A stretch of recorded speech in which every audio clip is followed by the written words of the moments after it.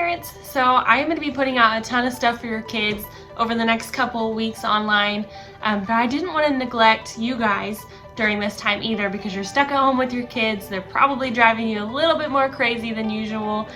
So I have a few parent tips to share with you that I hope help you grow closer to your kids, help you grow as a parent, and then also help you guys grow closer to Christ together. So let's go.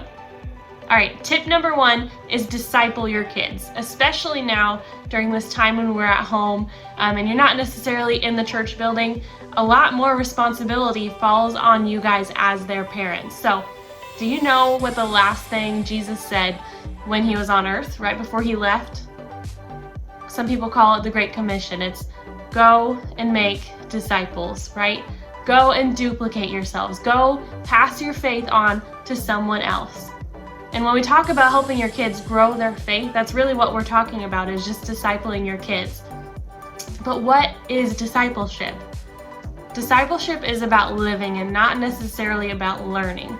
So rather than asking yourself, what can I teach my kids? Ask yourself, how can I show my kids how to live out their faith even at their age? What example can I be for them? So it's not just about teaching them about Jesus, it's about modeling what faith in Jesus looks like. So discipleship isn't necessarily taught in the classroom or in the church building. It's modeled out every single day through the way that we live our lives. Discipleship is never really a complete process, because learning to live out our faith is a lifelong process.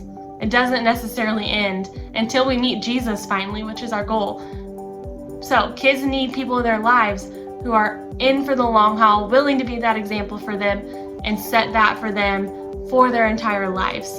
So that's tip number 1, disciple your kids. Here's tip number 2. Number 2 is don't try to be a perfect parent. Can I tell you guys something? You are the exact parent that your kids need. Let me say that again. God made you to be the exact parent that your kids need. And I know you probably think you aren't doing this right. We all feel like we mess up. You probably feel like you have once a day at least, probably more, because that's how I feel with my kids.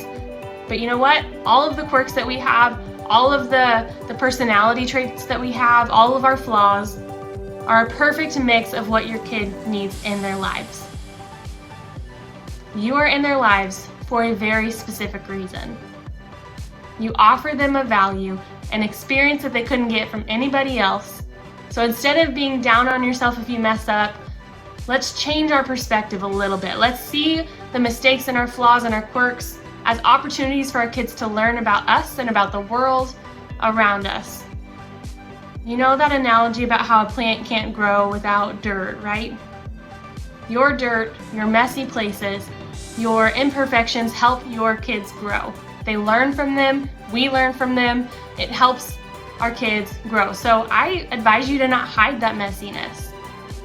They can handle it. I believe that they can learn from it. So instead, include them in your personal growth process. Show them what progress looks like. Show them that you're trying to do better next time, because they'll see that and they'll implement that in their own lives. And this will help them way more than you realize even possible, and way more than if you were to just hide it. So don't try to be a perfect parent, because they don't exist. Tip number 3. All right. Tip number 3, our final tip of the day, is connect with your church leaders. If you've ever found yourself wondering, like, what have I gotten myself into with this whole parenting thing, you're not alone. Trust me, we all are thinking it. Parenting is hard work, and it's exhausting, and it's confusing, and we never know exactly what the right decisions are to make. We just do the best that we can. But there is hope. Parenting your kid was never meant to have to be done on your own. I believe your church community was put there by God to help you, and here's exactly how. By connecting your kid with other adults they and you can trust.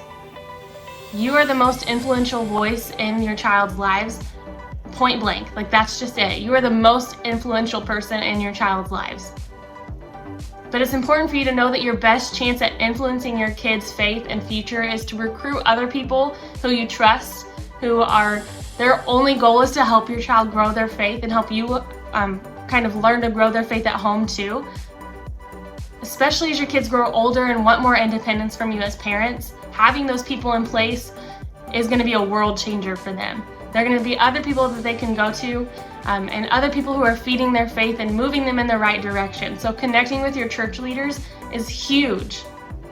So I challenge you to connect with your adult leaders, whether that's me or their small group leaders or any of the volunteers or anybody in the church that is grounded in their faith and is going to be a good influence on them. Any of the pastors, any of our staff, anybody. I challenge you to connect with them, lean on them, go to them when you need prayer, go to them when your kids have questions you don't know how to answer. Whatever that is, they're there for a reason. And if you can connect with them, it's going to change your child's life for the better. I guarantee it.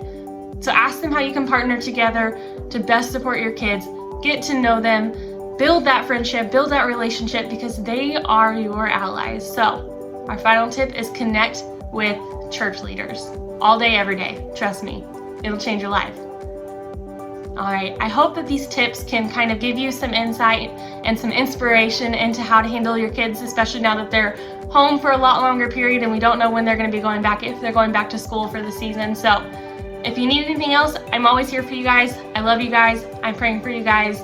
And I hope to see you guys really soon. Bye.